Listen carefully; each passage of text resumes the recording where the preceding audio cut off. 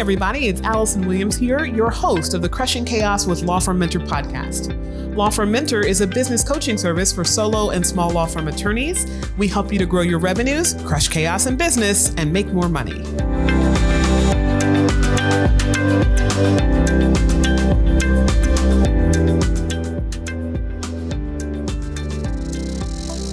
Hi everybody, it's Allison Williams here, your law firm mentor, and we are covering today on the Crushing Chaos with Law Firm Mentor podcast one of my favorite topics. We are going to be talking about law firm KPIs. And for those of you that don't know what that stands for, it is key performance indicators.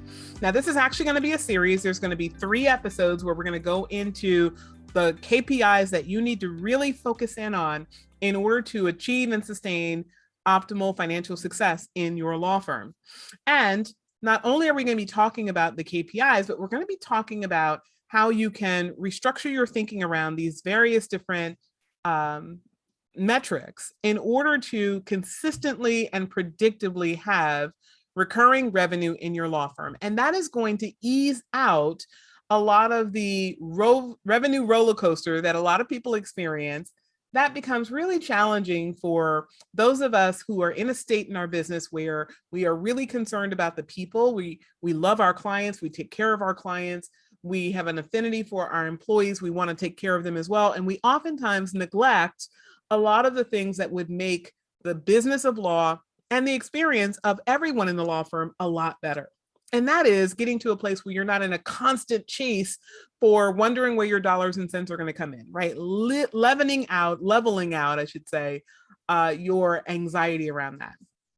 So we're going to help you to do that. We're going to be talking about 3 different categories of KPIs. So the first one, this episode, we're going to be talking about getting the work. Okay, that's really going to focus on marketing and sales. Our next episode is going to be on doing the work. That is going to be about your productivity metrics. And then finally, the 3rd episode in this feature on KPIs is going to be about inviting in more work. That is going to be how we expand to create more work from the work we already have. This is not about marketing per se, unless you want to think of it as marketing to your existing client base. Okay, so today, again, we're going to be covering getting the work.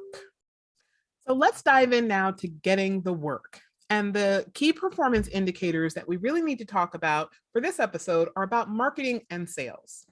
So for any of you that have been listening for any length of time, you know that I talk about funnels and how when you are looking to drive business into your law firm, you need to create a system for generating repeating, recurring, consistent revenue, right? You want to have the revenue come in. You want to have that revenue on a schedule. And you want it to be consistent. So you don't want to have the revenue roller coaster where there are some times of the year where it's a feast and other times of the year when it is a famine. To get out of that feast or famine mindset, the way that we ultimately are able to do that is by creating a series of funnels, i.e., for every type of marketing activity, you're going to have a different funnel. And that marketing activity is going to be on a schedule so that you can start to reasonably predict when in your year you're going to have a lot of work from a particular type of funnel and when you're going to have less work. So that what you can ultimately start to do is in the months when you have less work from certain funnels, you're going to lean into other funnels. And this is going to require you to really be very analytical about your different types of marketing and where your marketing dollars are coming from and when. Far too often, lawyers will start the process of looking at what's going on in their law firm from a perspective of saying, I think that I have a slow season during the holidays, right? And by the holidays, I'm talking about end of year.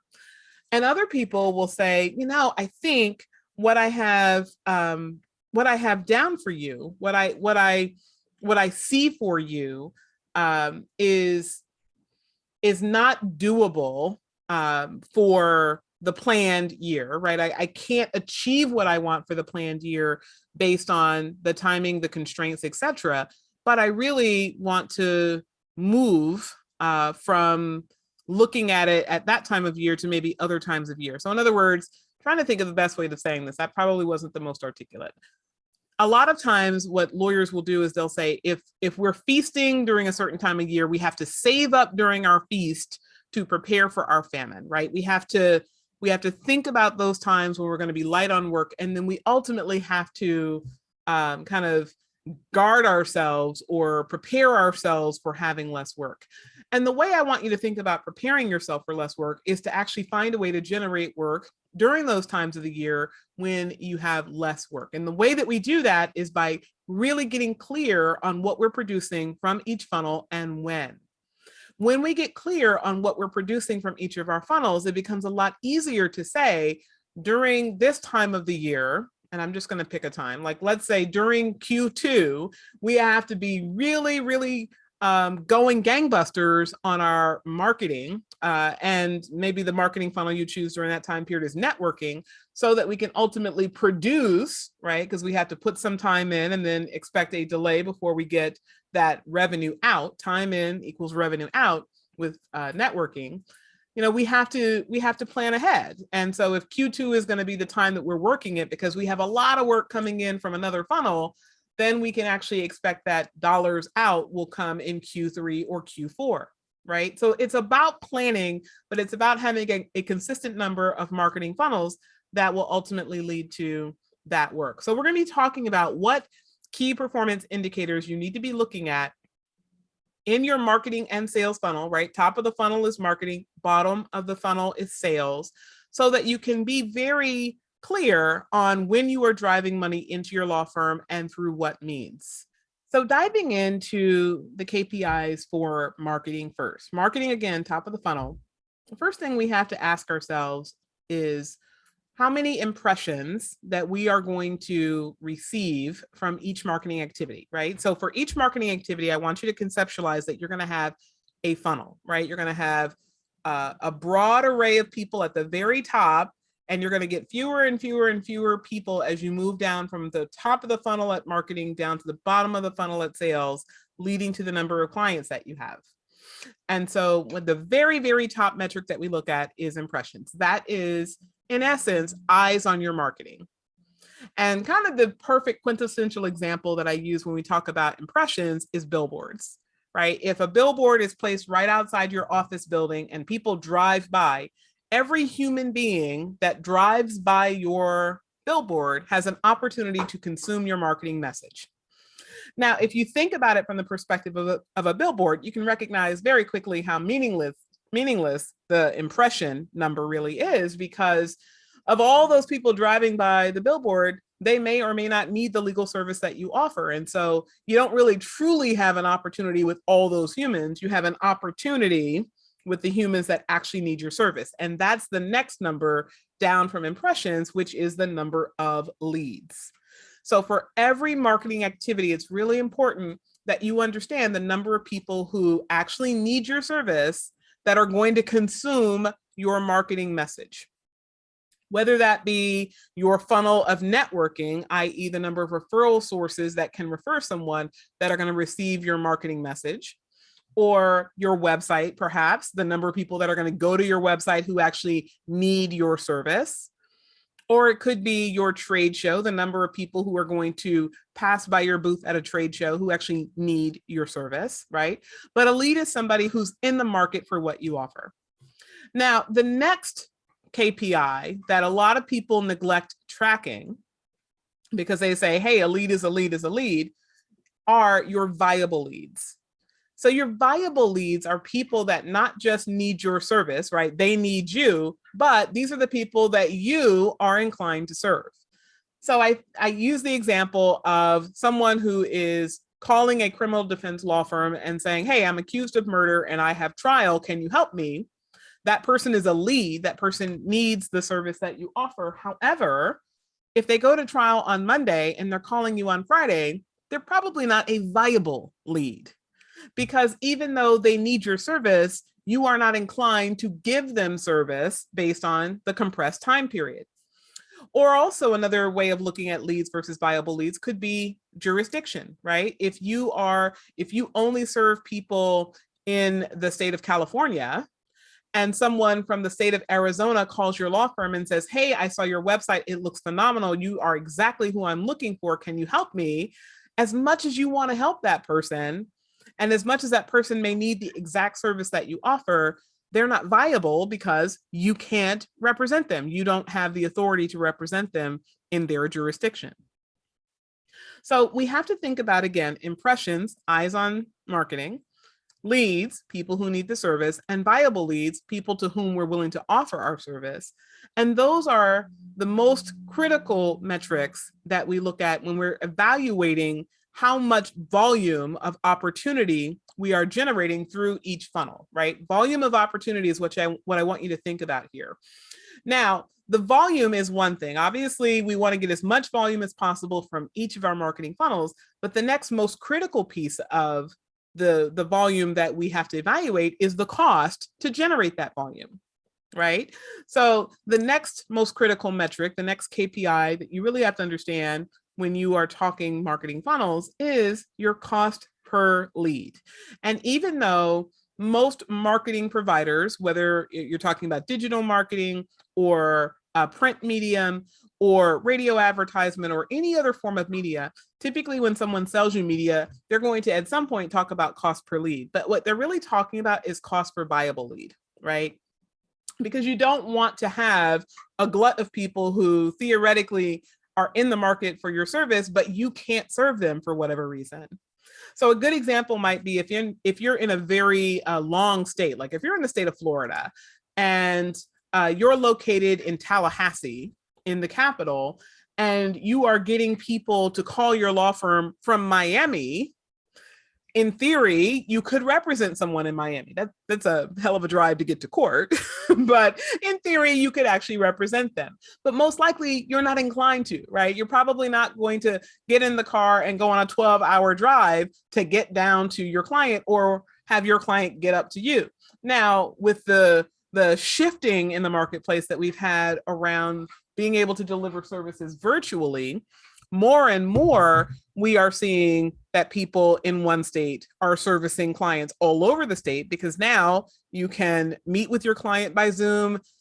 In theory, you don't have but so many in-person appearances, and perhaps to get the work, you might be willing to cut a break on some of the more extensive travel, or maybe not. Maybe just your reputation is so great the client's willing to pay for it.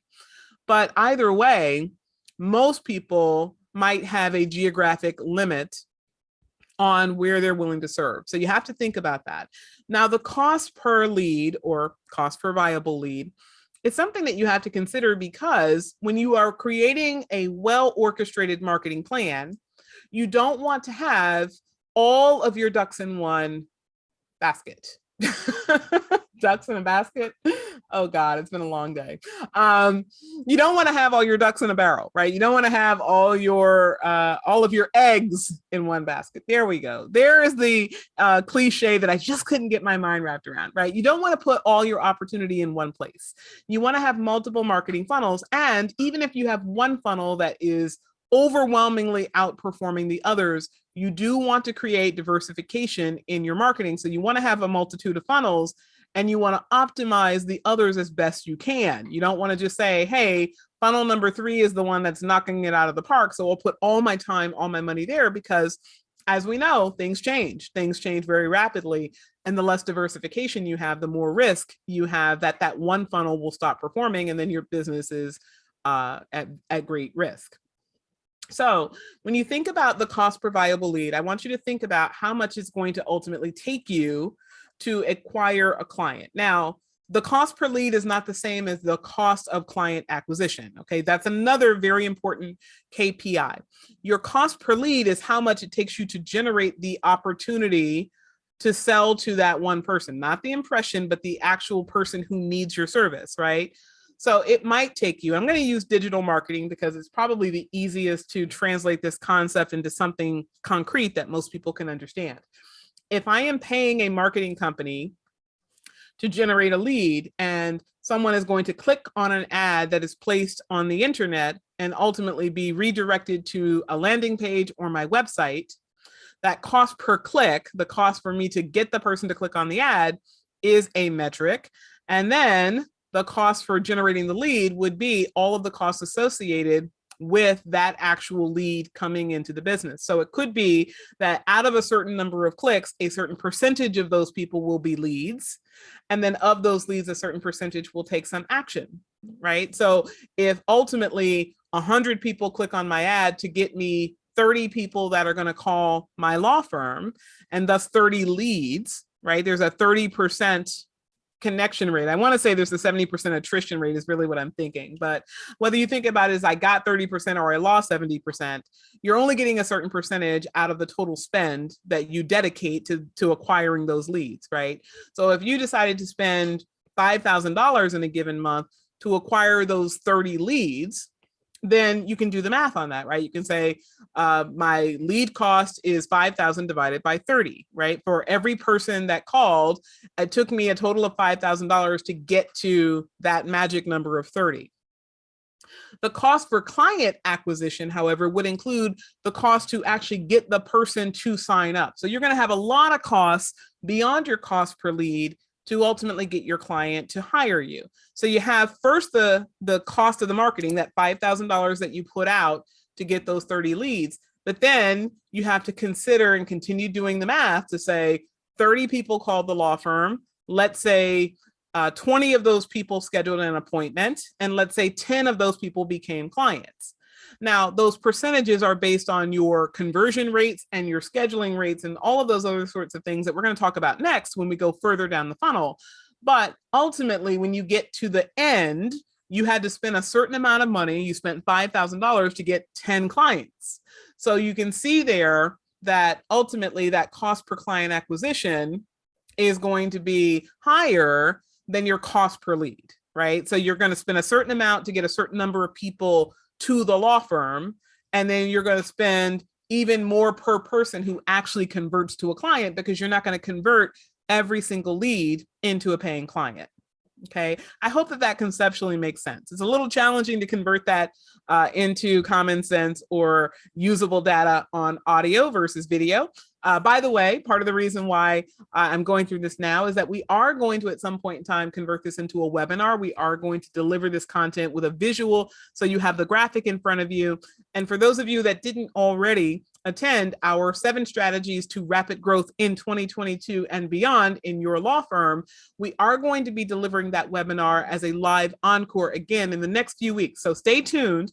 The registration information for that is going to be in the podcast episodes. And of course, you can always find information about that on our website. Okay, so we've talked about the first half of the KPIs you need to be considering, the marketing KPIs, but in your marketing funnel, the lower half of the funnel is dedicated to sales. And so now I want to talk a little bit about the KPIs that you're going to need in order to optimize your sales. But first, we're going to take a quick break. And then when we get back, we're going to go into the KPIs for sales.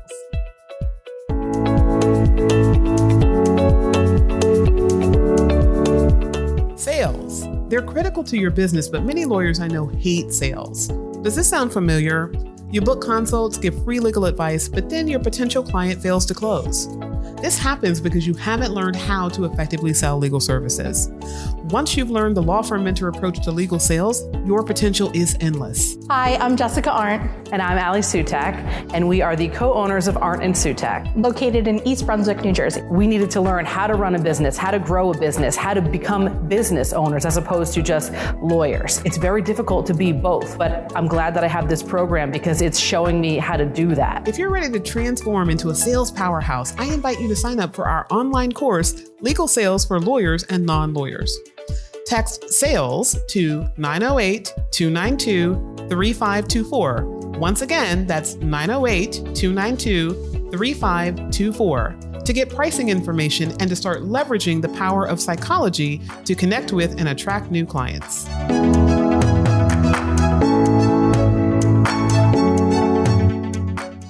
Okay, we're back, and now we're going to be talking about the KPIs that are going to be of great import to you in operationalizing and optimizing performance in the area of sales in your law firm.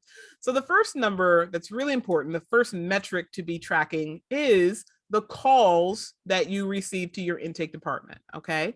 Now, these are not all leads. Presumably, you want to get to a place where every person that gets over to your intake department is a lead. But that's probably not where most of us are. And it may be never a place where you land, because there are going to be people that call your law firm that they need a service that you don't offer, right? I own a family law firm in lovely New Jersey, and periodically we will get calls for people who need help with getting their mother out of a certain nursing home. They'll say, my brother has power of attorney and he's put mom in a nursing home that I don't think is taking good care of her.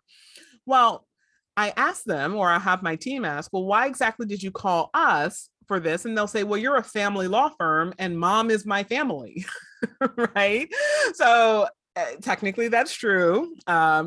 But we don't help any and all people with any and all issues related to their family. We help with a very specific subset of domestic relations law. So that person's not truly elite, but they got to our intake department, right? Typically that person will call our law firm and say, hi, I was referred to your law firm by so-and-so, or hi, I looked you guys up online and I really need help with an issue with my mom. And then they get over to the intake department before screening happens and we actually learn that's not exactly what we do here. But you need to be tracking the calls total that come into your law firm so that you can start to make some predictive models around how many of those opportunities are truly available to you. And that's where, by the way, it gets really fun, because you start playing with the levers of how many of those people that are calling are going to get scheduled, and how many of those scheduled appointments are going to show up, and how many of those show up appointments are going to become clients, right? So the more people that call, the more opportunities you actually have to get to paying clients. Okay. And by the way, I just rattled off a whole bunch of the KPIs that we're going to be talking about next. Okay, so after we get the number of total calls, the next thing you want to be looking at is the number of scheduled appointments. Okay, this is typically referred to as your scheduling rate. Now, there are a lot of things that you can do to drive up your scheduling rate that include things such as modifying your script to ask better, more powerful conversations, or instigate more powerful conversations online. And you can also kind of work with what is said in response to objections. So if you learn things such as how to have powerful sales conversations on the phone or otherwise, you can start to move people that would otherwise be inclined to say, no, I don't think I want to have a conversation about that. You can start to move those people in the direction of getting to yes, right? And that doesn't require more income, more revenue, or more lead generation. That actually requires a different and more skilled conversation on the phone. But if you're not tracking the rate, the percentage of people that schedule appointments relative to the opportunities that you have, one, you're not aware of how much opportunity is left on the table. But two, you're also not able to drive the behavior of your intake professional so that he or she is better able to convert people and thus generates more money for your law firm. And one of the things that we're ultimately going to talk about in our next episode when we get to labor efficiency rate, and that's really talking about how productive people are for the amount of compensation they receive. If you don't track numbers like how much a person is able to generate, how much revenue they can generate from the labor that they put in, it becomes really challenging to know whether or not someone is over or under compensated, and to know whether or not you ultimately have bandwidth for another person or for optimizing the performance of the person that you have, right? Because if you're not tracking how they're doing, you can't ultimately say you should be doing better or it's worth our investment in a certain form of training or time to get you to better, right? Okay, next KPI we want to look at in the sales metrics are the percentage of people that show up for their appointments.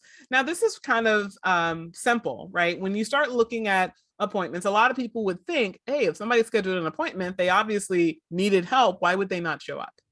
Well, people fail to show up for a lot of reasons. Sometimes it's about how comfortable they are with the person on the phone. Sometimes it's about the fact that they paid or did not pay for the consult. Ding, ding, ding. By the way, if you are giving away free consultations, I urge you to stop. I know that there are a couple of practice areas where you are by statute required to, or by industry, you feel compelled to. However, you tend to get a much higher show up rate on people that are paying to actually come to the consult. Okay.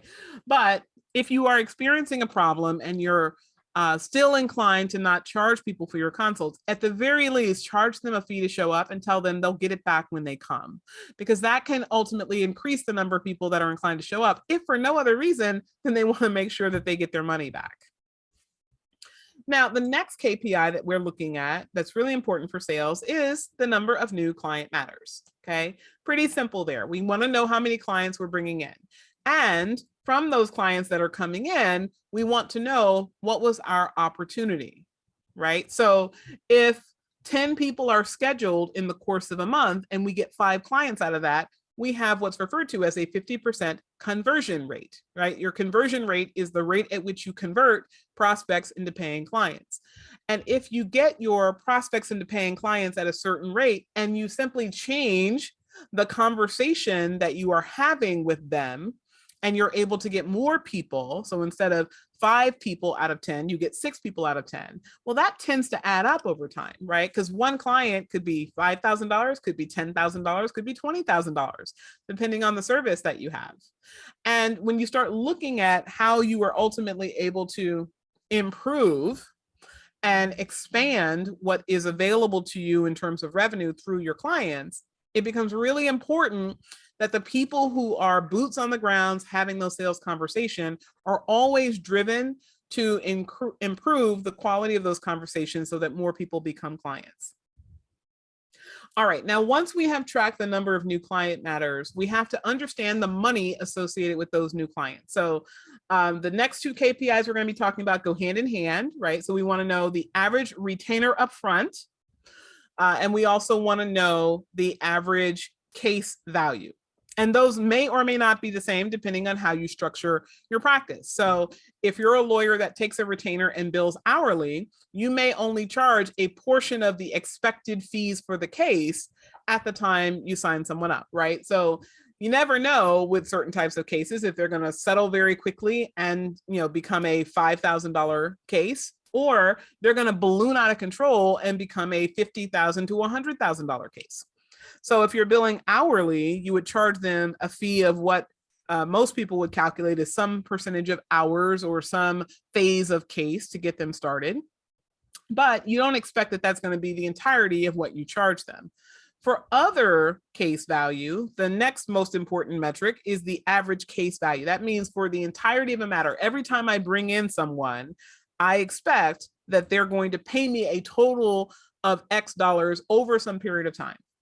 Now, we look at the average case value because we know that from person to person, circumstances will deviate how much you're actually going to receive from a case.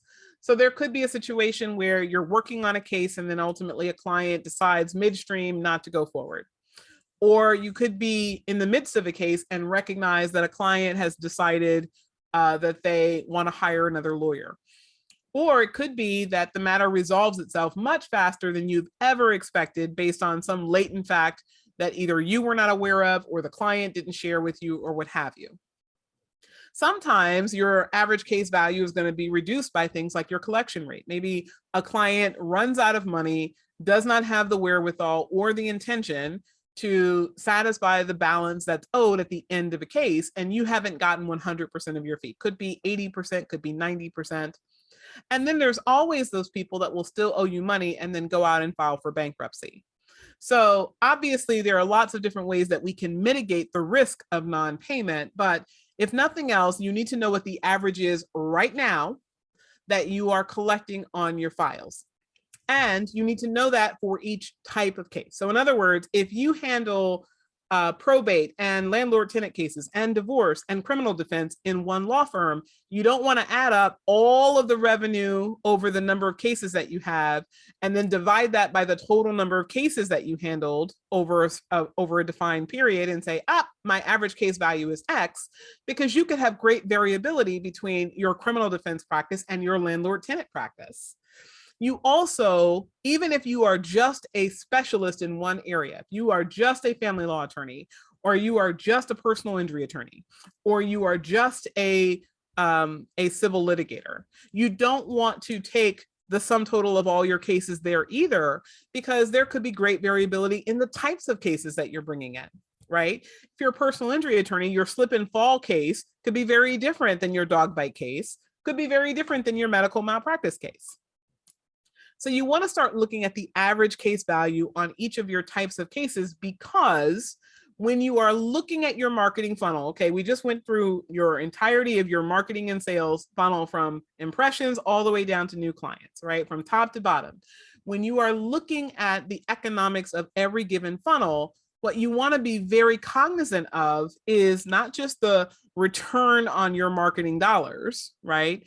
Not just the return on your marketing investment, but you also want to be cognizant of the time investment that you're going to put into each marketing funnel, so that you know, okay, for every hour that I could be billing, if you are the lawyer who owns and bills, right? For every hour I could be billing, if I put those hours into marketing activity, my economic rate of return on the investment of my time is a certain amount. And typically, when you start a law firm and you are the only principal owner, or even if you're in a partnership, it could be even a 3 or 4-way partnership, right? The partners or the partner, depending on how your firm is structured, are going to have a certain expectation for generating clients. And if you don't realistically assess what your time investment into a funnel is going to produce, there can be, and often is, an instinct to say, the greatest way for me to keep us afloat as a law firm owner is to go bill more hours. And you think 1 hour billed is 1 hour that I can credit to my trust account and get dollars and cents out. But the challenge then becomes, you're putting in an hour to get $300 or $400 or $500 per hour out of your trust account. But had you put that time into your marketing plan, you would have been able to generate more dollars with that same amount of time. So even though you don't get the dollars right now, right, you don't immediately produce the dollars because you're not billing your networking or your marketing dollars against a trust account, you're putting in the time with an expected return sometime in the future. You do have to be intelligent to balance cash getting strategies, right? Getting it right now, getting the work right now, getting those dollars and cents right now, against actually generating dollars in the future. Because so often we focus too much on getting the dollars right now, and then the future never happens, right? The future never comes because we don't put the time into the marketing funnel, and thus the time didn't go in, so the dollars don't come out. Right? So that is typically where that feast or famine comes from, right? We start to desperately see our bank accounts dwindling, and we say, oh my God, I got to rush to get myself into the strategy and in the energy of producing clients. And then you start getting some clients in through your marketing again. You're like, oh, I can breathe. So you start serving those clients and you start focusing on the present. And then, oh my God, dollars and cents are going down. I'm settling a lot of cases. I'm getting a lot of judgments. And now all of a sudden it's time for me to rush, get more clients in. Right. And you're on that roller coaster over and over again. And the way that you get off the revenue roller coaster is by getting the work consistently, by leveling out your funnels, right? So you need to have some immediate work activity in order to get paid. And also, of course, to serve your clients, to make sure you keep your ethics at par. But then you also want to be planning for the future. And planning for the future does require today's efforts to produce tomorrow's results. All right, everyone. I'm Allison Williams, your law firm mentor. We have been talking about law firm KPIs, and in particular, getting the work. And remember, this is a part of a series. Our next episode, we're going to continue the discussion of law firm KPIs, and we're going to be talking about doing the work. This is the productivity metrics of you and your people when you are actually doing legal work in a law firm. All right, I'll check you out. I hope to hear from you and see you in our next episode.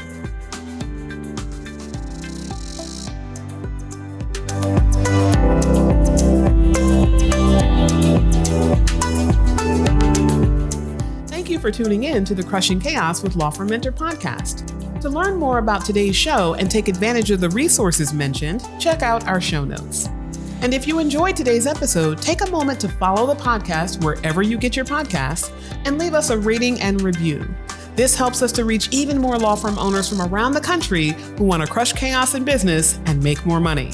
I'm Allison Williams, your law firm mentor, everyone. Have a great day.